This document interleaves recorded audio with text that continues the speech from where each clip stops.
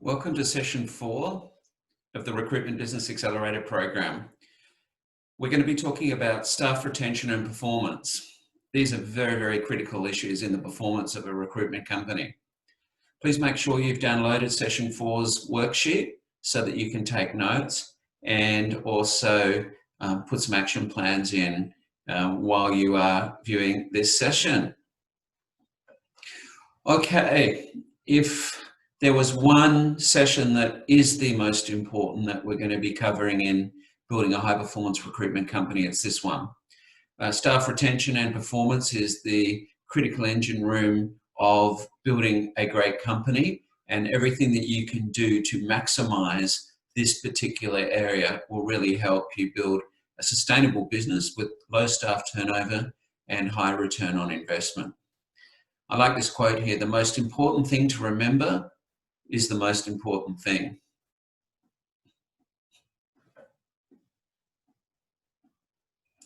Okay, let's talk about 10 staff retention engagement factors. There's a lot, and in the previous session we saw what makes people move companies. This particular picture here shows you what helps people to stay in a company, and there's a lot. When I first saw this, I thought, well, that's a lot.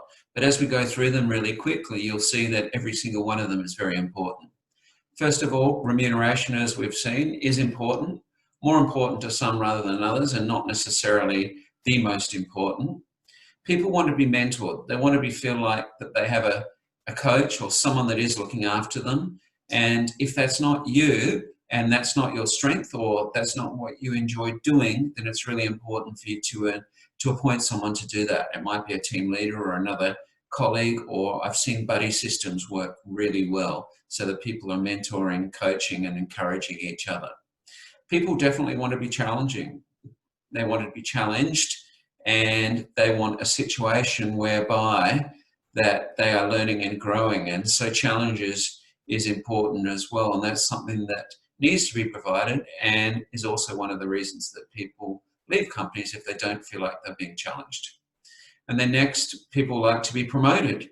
It's important that you do have some sort of career ladder, and it might be one for the recruitment side of your business, it might be one for the sales side of your business, it might be one for the admin side of your business, so people feel like they are going through the ranks. And even if they're minor promotions, it makes them feel like they've got a sense of achievement and that they're going somewhere, and then that makes them less likely to look around at other opportunities. People want to be involved in a company, and this goes down to communication, which I cannot stress. The old saying is that you cannot communicate too much. And I think in this particular context that we're talking about here, if people feel like they're involved in decision makings, or at least know that decision making is going on and have some input into it, they won't feel surprised. I've often heard of staff members that have left companies that feel like they just haven't been communicated to or are involved in decision making, and their opinions haven't mattered. So involvement in what you're doing, particularly in the change process, this is important. If you're going to make changes, make sure everyone's on board, so by the time the change does happen, no one's surprised and no one uses that as a reason to leave your organisation. And that can really happen if people do feel like they've been ambushed and not involved. Next, people want to feel like they're appreciated, and it doesn't need to be a lot. It can be very small awards. It can be simple pats on the back or virtual pats on the back, but appreciation for work well done, so they don't just feel like they're billing bodies. And in a lot of the very transactional recruitment companies, staff are made to feel like they are billing bodies, and that they're only there for the billings that they can bring in. So appreciation for good jobs, even for small things that they might have done, like bring in a small new client that results in a new job requirement that is placed. I mean, that's a great achievement, because it's bringing a new company to the business that sets an example for everybody else, and also provides momentum on the new business development process. So with appreciation is value, and they're kind of the same thing, that people want to feel like they are valued and a member of the organisation. That goes back to communication again, and making sure that you do communicate to them that they are an integral part of the team. And as soon as they stop feeling valued, that's when they start looking around.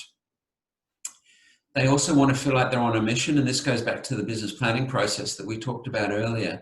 They want to know that the company's heading somewhere, that the company has a really strong vision and mission and what the company's trying to achieve, and that they're part of it.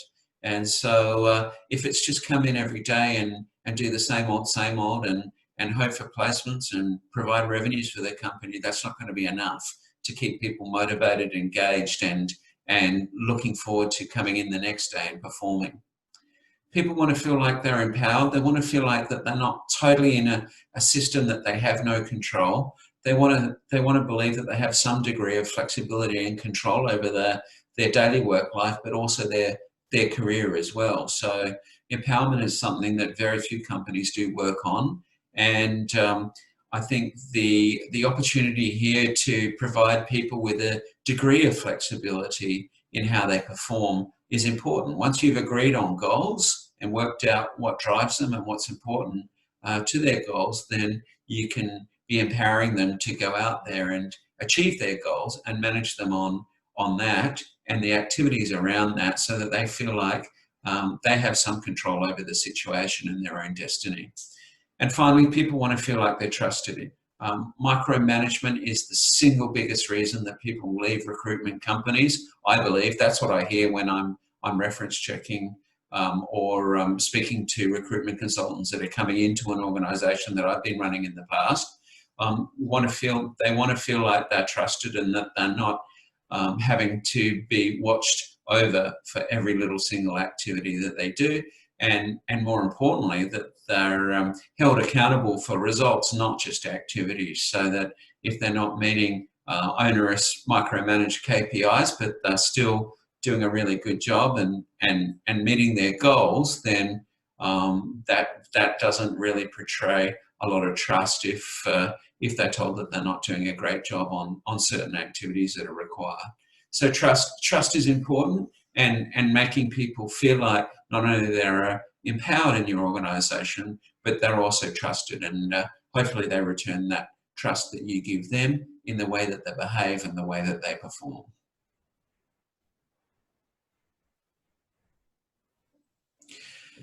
Now, it was often pondered or asked of me what motivator works the best.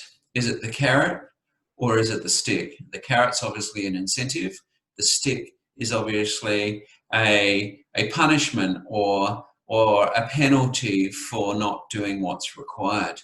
And I asked a very well-known corporate psychologist around this who did specialise in people and performance. And I asked him what works best, the carrot or the stick. And his response to me was a combination of both. And anyway, I've done some more reading on this, and more recently, what I've discovered is that it might not actually be the carrot or the stick or a combination of them both. What it really can boil down to is what individuals' intrinsic or personal motivators are. What is motivating them personally? And tapping into that is going to have a much bigger effect on performance than a whole bunch of incentives or a whole bunch of penalties or a combination of those two. If you're able to tap into what drives your individual staff members, then you're going to get much better results. And that's why I really like the personal business planning process. Just the one-page personal business plan for consultants and for owners, of course. But if you get consultants doing that instead of the very onerous performance reviews of the past, then you'll find you can tap into what drives them. What are they doing at work? What do they want to achieve? Is it to buy a house? Is it to raise a family? Is it to go on a really exciting holiday somewhere? Whatever it might be, if you can tap into what motivates them, then they will have a much better chance of performing in your organisation, but also contributing to the greater performance of the business and being happy at work and inspiring others around them as well, if they're clear on what their personal goals are and how they're going to get there. And that's what the personal business planning process does, then they're much more self-accountable and require less management, less micromanagement, and hopefully they'll come in as happy high performers every day in your organisation.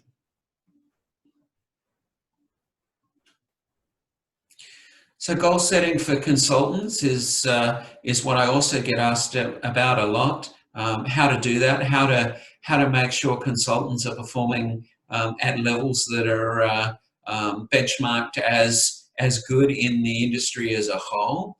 And over the years, I've done lots of research into this. And what the research shows is right now, that is, that the average consultant's paid around $70,000 plus superannuation. They're required to work roughly a 38-hour week with holiday pay, obviously, and sick leave. And you might be asking, what should you expect of that? And what I say is that if you've got someone working a full 38-hour week and they're very productive, then you would hope that they affect one placement in that 38 hours. And you might think that's a lot. And you might think, well, okay, so perhaps they work around 40 to 42 weeks a year. And if we simply multiply an average placement value, say a permanent fee of $10,000, and they have 40 weeks that they work effectively, then that equates to $400,000 of billings, even at a low permanent placement value of $10,000. And that's quite a good performance. And that's what's possible, and that's what I believe the best consultants do and are capable of, because they're really using that 38 hours effectively. They're not getting distracted. They're focusing on the right activities, and we'll talk about that later as well. And so I think it's time to lift expectations of what's expected from a recruitment consultant, but you're going to need to help guide them on this, because it's not often they'll be able to self-manage and use those 38 hours weeks effectively. But if you can help them get good quality candidates in front of good quality clients and do this enough in 1 week, they will easily be able to achieve 1 placement per week. I don't think that's a big ask to be paying someone a salary of $70,000, which you'll see a bit lower down. The rule of thumb is that if you double their salary package, that's the approximate desk cost, if you like, and that desk cost includes all the technology, the support, the marketing that goes around keeping a consultant on a desk, whether it's a remote desk, a virtual desk, or an office desk, and then you're not making any money, or the business is not making any money until they cover that cost. Plus, I'm sure there's many other costs that could be attributed to having that consultant on board. So that's why consultant performance is really important. It's the single most important ingredient, I should say, for a high-performing recruitment company. And anything that you can do to increase average consultant performance will go to the bottom line and help cover your fixed and variable overheads. So one good goal to have around profitability is to try and average $100,000 profit per consultant. So if you take their salary package and every other cost that goes into supporting that consultant, you'll come out with an average profit figure. And then ideally you have 10 consultants that are performing well enough to generate $100,000 profit each. Then you will see that you will be able to put $1 million on the bottom line, which is what a high-performing small to medium-sized recruitment company should have as a bare minimum. And then what you can do is you can backward plan. You can look at, and we'll cover this in the finance session later, but you can backward plan. What is your net profit goal? What sort of sales do you need to be doing in both terms of temp and permanent, and how many consultants you'll require to be able to do that. And I've got some good calculators for you and some good benchmarks to look at, as I said later when we cover the session on finance. Okay, just some ideas here for you on consultant performance. And one of the first things I'd like to say is that it's important to play to their strengths. What are they really good at? If you've got a recruitment consultant that's really good at business development and you force them to do a lot of administration, they're not going to perform at their maximum level. Yes, they might be an average consultant, but if you can really identify if they're great at sales and put them more in a sales role and support them with administration support, you'll find that you'll get better return on their time and better return on their performance as well. They'll be happier, they're more likely to stay in your organisation, and your business will perform so much better.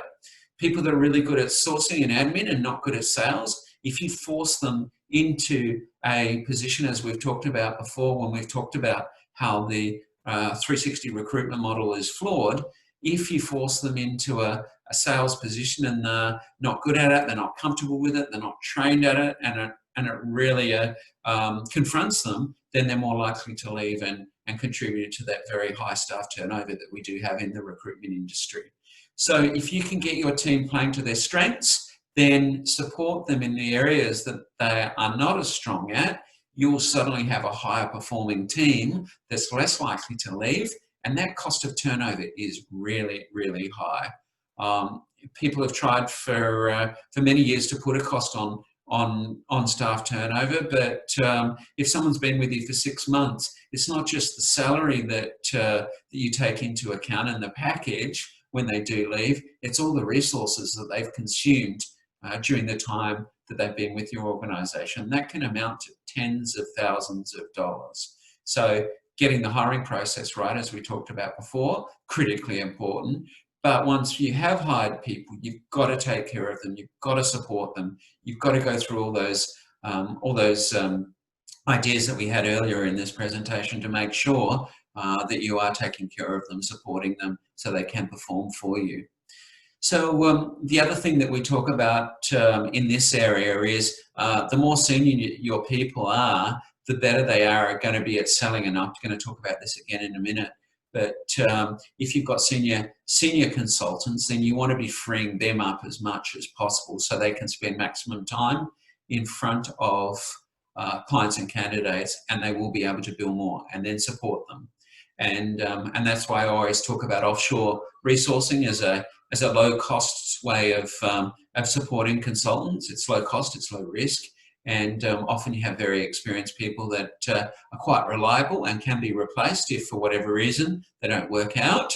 And this is a good way to not only boost performance but increase staff retention as well.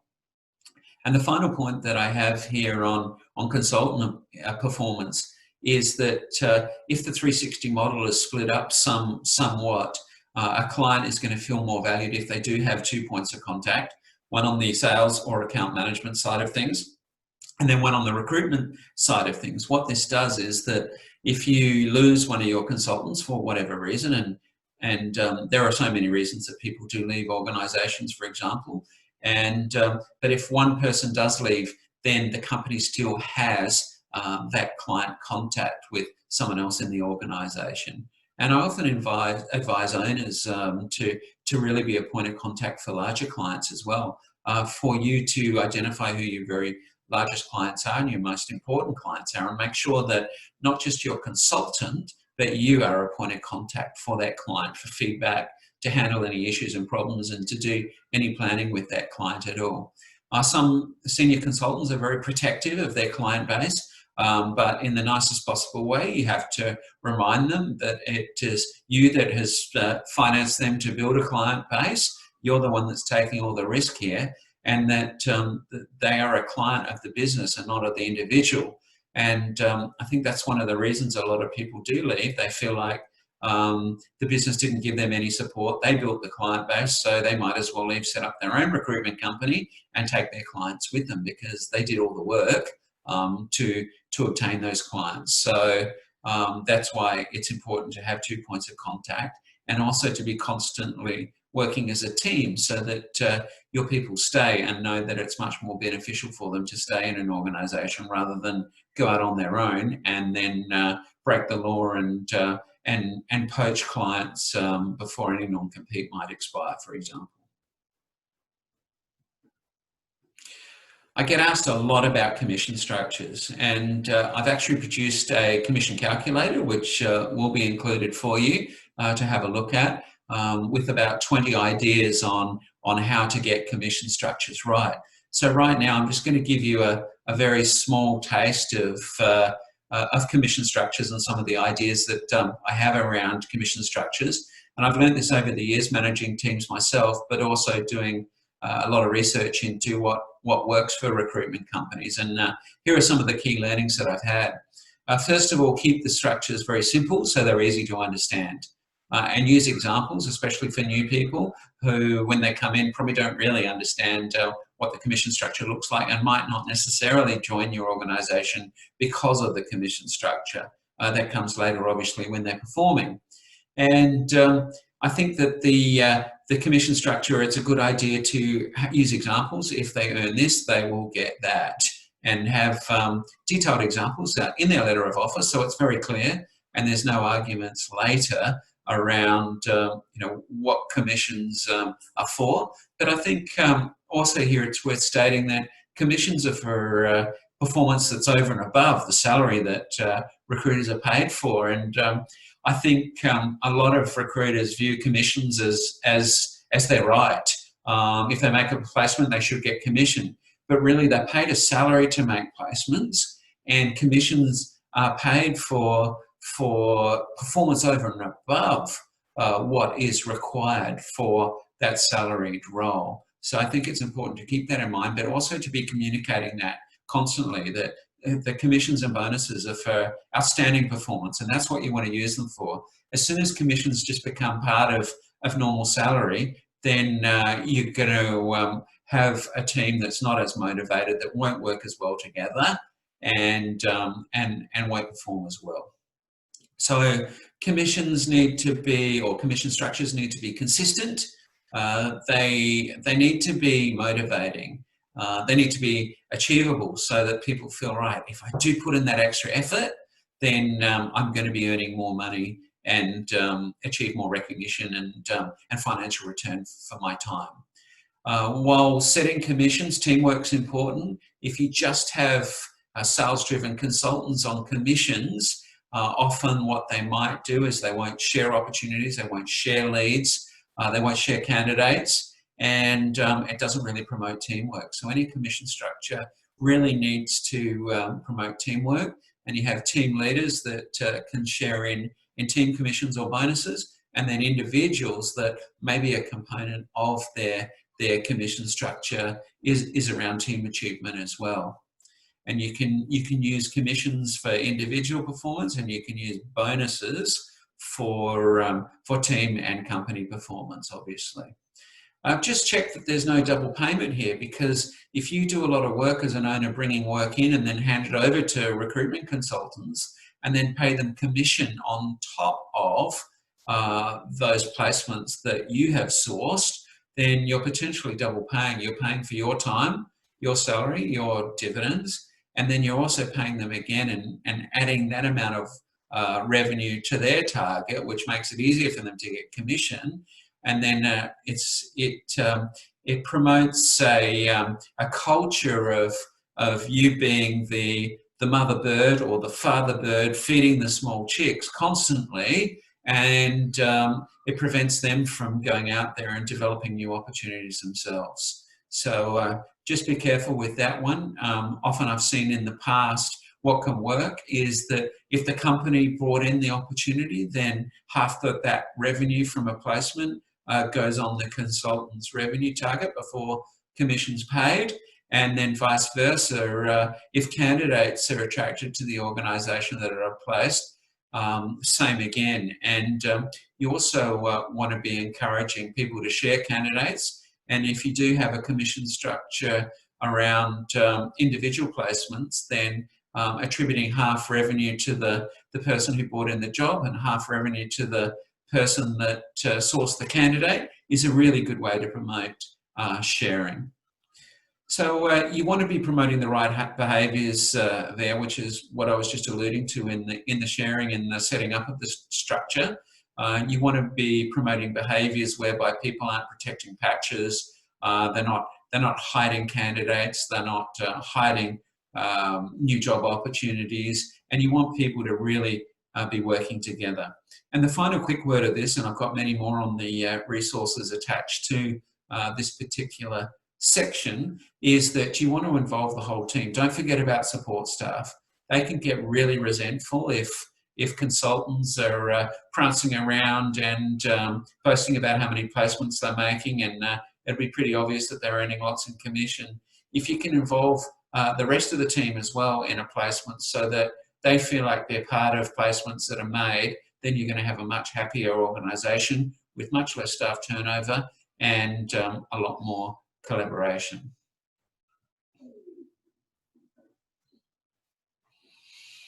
In the recruitment industry, a lot gets talked about KPIs, and KPIs can be seen as micromanagement. And as I said to you before, I hear a lot from consultants that when I ask them what they're looking for in their next role about how they like to be managed, and they'll always say, I don't want to be micromanaged. And I don't think any of us want to be micromanaged, but for some reason we seem to have a lot of micromanagement in the recruitment industry.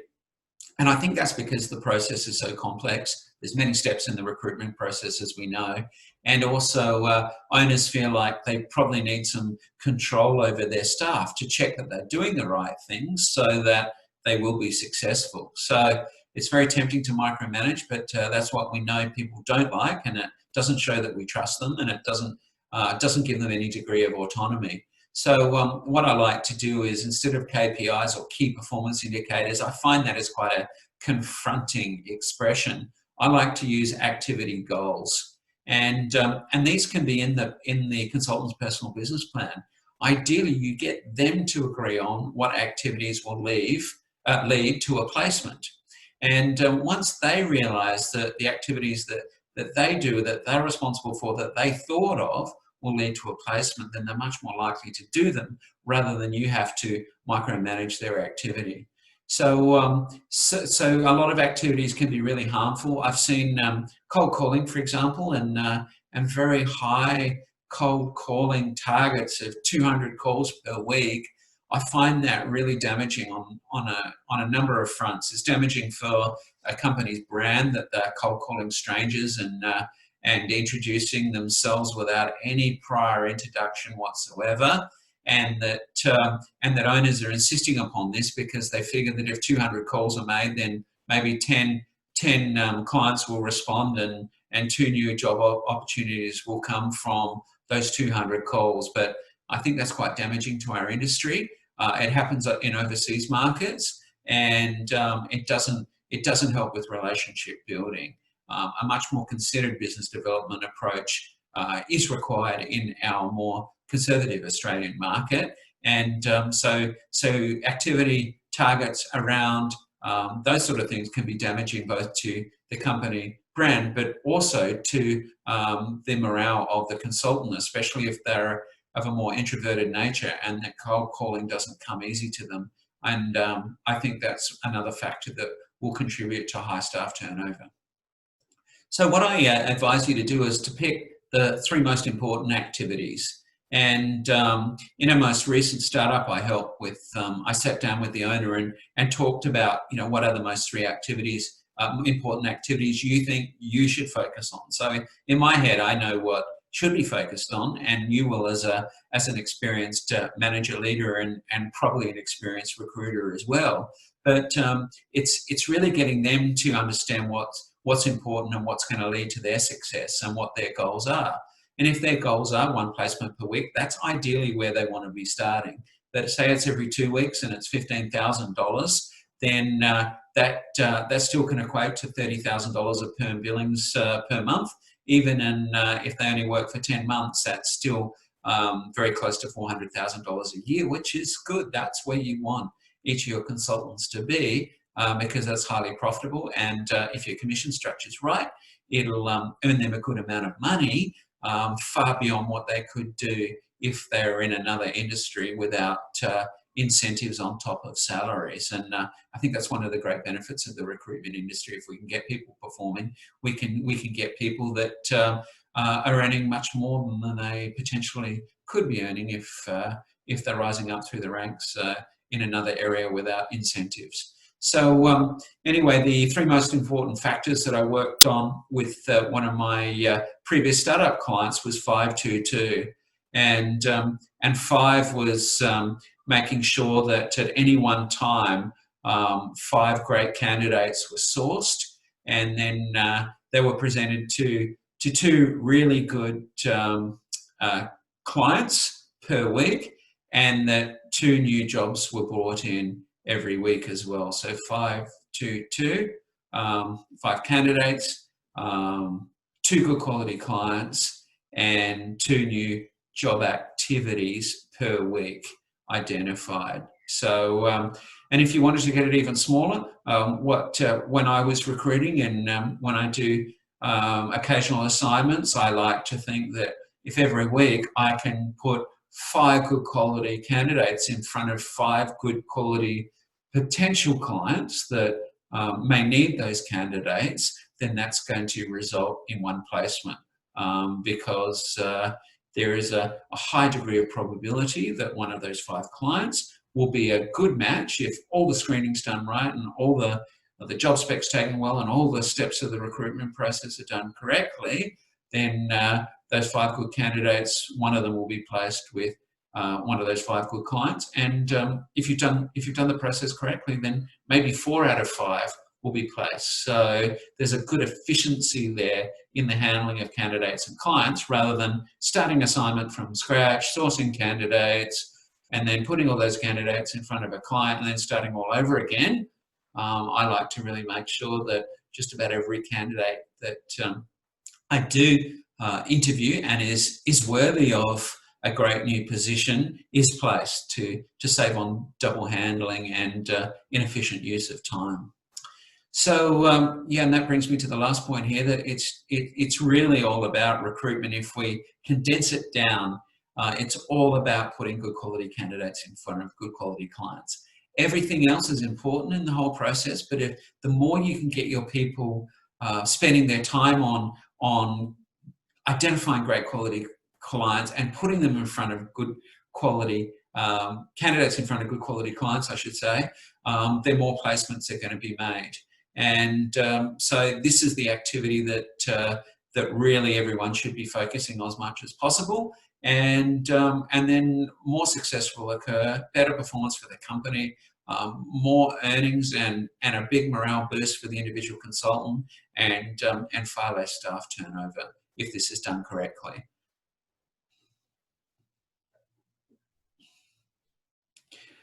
All right, and then one of the final words that I have for you here is too that senior staff, and I alluded to this before, if you can be freeing them up, they are the ones that are much better at the business development process. If you have junior people trying to open new relationships with senior clients and with people that are very experienced in the industry that you're recruiting in, then they're not going to be successful. They're going to really struggle, and they'll have to work on this high numbers game, which is based on quantity, not quality, and that they will likely fail. They'll upset clients, and they're likely to leave your organisation or even leave the industry. So the more people you can actually free up to be client facing, and also with senior candidates, and then have your junior people learn by doing more of the resourcing and the administrative side of the recruitment process until they've got the confidence, until they've got the industry knowledge, the better. So this goes back to placing people in the right roles. And too often I see senior managers spending all their time in the office doing administration. And this is just such a waste of time and money, because they're the best people to be able to be out there building relationships, generating client flow, and generating candidate flow as well. So if you're an owner feeling like you're bogged down in a lot of administration, remember that you're much easier. It's much more easy for you to build relationships at a senior level to bring business in for the company than it is for the juniors. And don't expect the juniors to do that, because they'll get eaten for breakfast by senior jaded business managers if they start questioning your junior consultant about the industry and about the technologies of the industry and the nuances of the industry. And if they don't have that information, they're going to lose, the consultant will lose credibility, and your business will lose credibility as well. So the most credible and effective salesperson in your organization is you and your senior managers. So outsource any non-essential administration, whether it's offshore or onshore. And I really don't recommend spending a lot of money on internal administration people because often their salaries now are quite high and they will have sick leave, they will get distracted, they will leave you. And I believe it's much more effective to have a more flexible offshore workforce to be able to do some of these non-key activities rather than staff up and be very heavy in admin, because we've seen a lot of companies when economic downturn comes that have got very high admin to recruitment revenue ratios come unstuck very, very quickly, and a lot of money is lost. So again, senior people, whether it's senior consultants, whether it's team leaders, whether it's you as an owner, make sure that you're freed up to do business development as much as possible. It'll be much easier for you. You'll be much more effective at it. Networking is easier for you, better for you, and it's that network that you're going to need to be tapping into when you are looking to develop new business, or when you're looking for candidates for roles that you're filling for your other clients. You need to be able to tap into your network. And then finally, you want to be freed up so that you're spending your time coaching as well, because coaching and mentoring are very, very critical success factors for your consultants. If you're spending too much time working in the business or doing administration and not enough time with your team, then your business will suffer. It will suffer from high staff turnover and it will suffer from performance. So this factor here is so critical if you start thinking about how you can allocate your time predominantly to business development, predominantly to networking, and predominantly to the coaching of your people, and then outsource everything else. You will have a much more efficient and effective high-performing recruitment company. Last thing that I want to say to you is that communication is so important. You cannot not communicate. It's really important to get feedback from your staff, just as it is from your clients and your candidates. I recommend you do it on a regular basis. Get feedback, very short questions. There's some great software that does this now, that's automated, and so you can get feedback and you can adjust your process. But important for your staff, sit down with them on a regular basis, ask them questions, listen to them and show that you're listening to them. You know what the answers are many of the times, but you've got to make it feel like they are being listened to. They've got to feel like they're being listened to. You've got to communicate constantly. This is what you're doing. This is what's happening in the marketplace. How are they going? What are they learning about? Get great feedback from them. And once you do get feedback from them, what's also important is to take action. So many of us have worked for large organisations in the past where we do staff surveys every year. We give them great ideas to improve the business. Nothing's acted upon.